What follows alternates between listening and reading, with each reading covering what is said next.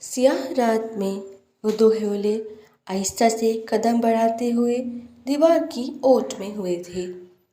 سامنے وہ بلند و بالا عمارت روشنیوں میں نائی پوری شان سے کھڑی تھی۔ اس عمارت کو دیکھ کوئی کہہ نہیں سکتا تھا کہ اس عالیشان نظر آنے والی عمارت میں نہ جانے کتنے کالے دھندوں کے مالک اس وقت ملکی نسل کو تباہ کرنے کی منصوبہ بندی میں مصروف ہیں۔ رائد، بہت محتاط رہنا ہوگا ہمیں۔ کان میں لگے ایئر پیس سے اس نے اندر داخل ہونے والے اپنے آدمی کو کہا تھا، جو اب ناک کی سیٹ میں چلتا ہوٹل کے اندر داخل ہوا تھا۔ اب انہیں انتظار تھا اس کے اشارے کا۔ وہ چاروں طرف نظریں دوڑاتا نہ جانے کیا تلاشنا چاہ رہا تھا، جب اچانک ہی اس کی نظر ہوٹل کے سامنے رکنے والی گاڑی کو دیکھا تھا۔ اس کی آنکھوں میں ایک عجیب سا تاثر ابھر کر معدوم ہوا تھا۔ وہ اس شخص کی موجودگی یہاں تصور بھی نہیں کر سکتا تھا۔ وہ اس شخص کی موجودگی یہاں تصور تک نہیں کر سکتا تھا۔ رائد، جہاں ہو وہاں سے فوراً نکلو۔ جلدی سے میسج ٹائپ کرتے اس نے رائد کو کہا تھا۔ کیا ہوا ہے سر؟ اس کے جلد بازی بھرے انداز کو دیکھ ساتھ کھڑا سائم پلان بدلنے پر حیران ہوا تھا۔ ہمیں یہاں سے نکلنا ہے ہر حال میں۔ اس کا دماغ تیزی سے کام کر رہا تھا۔ رائد کو نکلتے دیکھ وہ خود بھی وہاں سے نکلا تھا۔ سر، آخر ہوا کیا ہے؟ جو لاسٹ مومنٹ پر پلان چینج؟ سائم، رائد کو کہو فوراً سے کل میٹنگ ارینج کرے۔ میں گھر جا رہا ہوں۔ سائم کو کہتا وہ فوراً سے وہاں سے نکلا تھا۔ ضرور کچھ ایسا تھا جس نے اسے چونکایا تھا۔ کیا؟ یہ تو سائم خود بھی نہیں جانتا تھا۔ واٹ؟ وہ دونوں تقریباً چیخ اٹھی تھیں۔ چیخ کیوں رہے ہو تم دونوں؟ یہ کب ہوا؟ ہمیں کیوں نہیں بتایا تم نے، بے وفا لڑکی؟ وردہ نے زور سے اس کے ہاتھ پر اپنا ہاتھ مارا۔ کیا کرتی بتا کر؟ میں نے انہیں منع کر دیا ہے کیونکہ میں جانتی ہوں بابا کبھی نہیں مانیں گے۔ بیوقوف لڑکی! کیا بیوقوف؟ بالکل ٹھیک کیا ہے تم نے۔ وردہ کی بات پر ردا نے ٹوکا تھا۔ تمہیں تو ہر فضول بات ٹھیک لگتی ہے۔ خیر، کچھ کھانے کو لاؤ، بھوک لگ رہی ہے۔ کیسی مہمان نوازی کر رہی ہو؟ وردہ کی بات پر وہ اسے گھورتی کمرے سے نکلی تو اس کے نہ ہونے کا یقین کرتی وہ بالکل محمل کے پاس آئی تھی۔ محمل، تم نے انکار کیوں کیا؟ میں کیسے ہاں کرتی وردہ؟ میں انہیں بس اتنا جانتی ہوں کہ وہ یونیورسٹی میں پڑھتے ہیں، بس۔ تو بات کرتی تو جان پہچان بڑھتی نا۔ دیکھو، میری بات سنو۔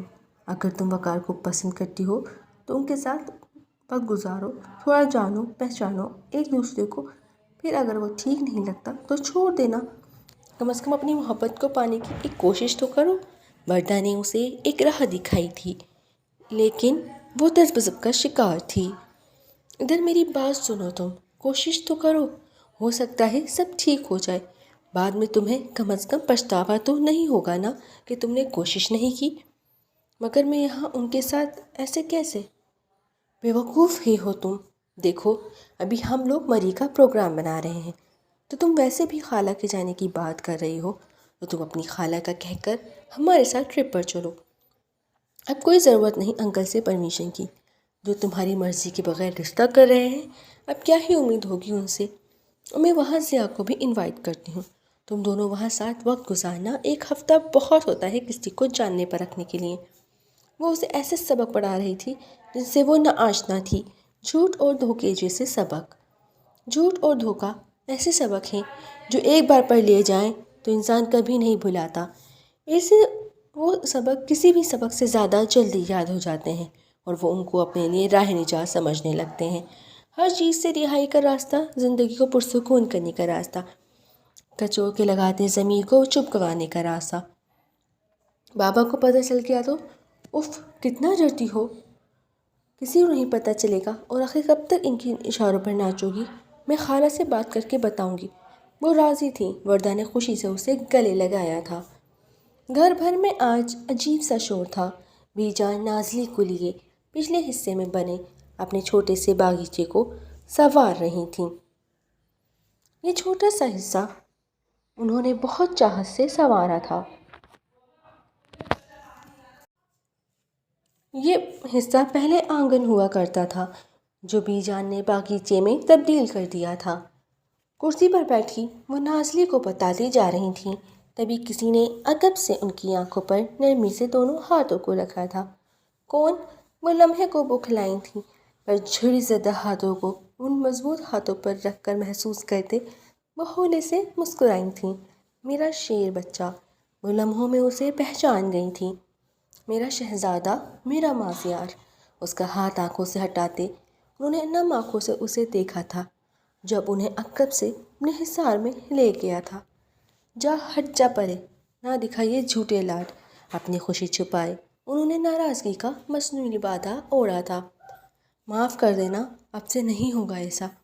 ان کے سامنے گھٹنے کے بل بیٹھتے اس نے ان کے جھری زدہ چہرے کو اپنے ہاتھوں کے پیالے میں بھرا تھا۔ میری جان ہے نا، آپ ایسے ناراض ہوں گی تو مازیار کہاں جائے گا؟ ان کی گود میں سر ٹکاتے وہ نرمی سے بولا، وہ یہی ان کی ناراضگی کی بس ہوئی تھی۔ میرا شہزادہ بچہ تھکا آیا ہے، جا نازلی کچھ ٹھنڈا لا۔ بی جان کے نرم لہجے پر دروازے پر کھڑے خرم کی آنکھیں بڑی ہوئی تھیں کہ وہ جو مازیار کو ڈانٹ پڑتے دیکھنے آیا تھا، بی جان نے اس کے ارمانوں پر بھر کر اوجھ ڈال دی تھی۔ آپ اندر چلیں نا، دھوپ کتنی ہے۔ انہیں ہاتھ پکڑ کر اٹھاتا وہ اندر کی طرف بڑھا تھا۔ بس بچے، منگنی کی تیاریاں کرنی ہیں، گھر بھی تو صاف کرنا ہے۔ منگنی؟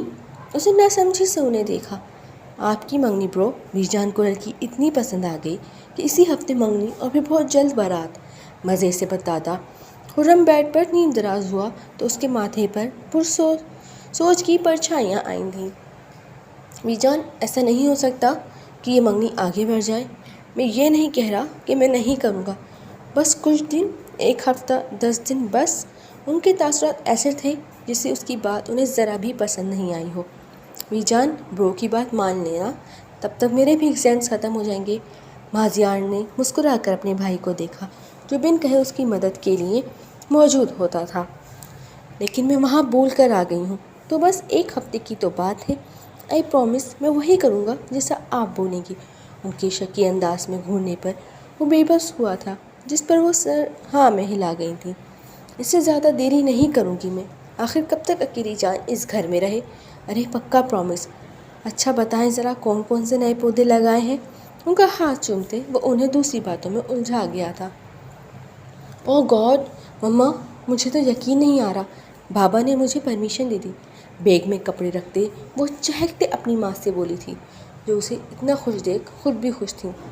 منگنی آگے بڑھنے کی وجہ سے بجدان صاحب کو اجازت دینی پڑی تھی۔ وہ نہیں چاہتے تھے وہ ناراض رہیں، ویسے بھی ان کا ارادہ جلد اس کی شادی کا تھا۔ ایک تلوار تھی جو ان کے سروں پر لٹکتی تھی، ایک ایسا راز تھا جس کا بوجھ وہ اتنے سالوں سے اکیلے برداشت کر رہے تھے۔ محمل کو خوش دیکھ وہ اداس ہو گئے تھے کہ اتنے عرصے سے ان کی بیٹی خوشیوں کو ترس رہی تھی، مگر وہ مجبور تھے، اسے خود سے دور کرنا وہ افورڈ نہیں کر سکتے تھے۔ سب سے مل کر وہ گاڑی میں بیٹھی تھی۔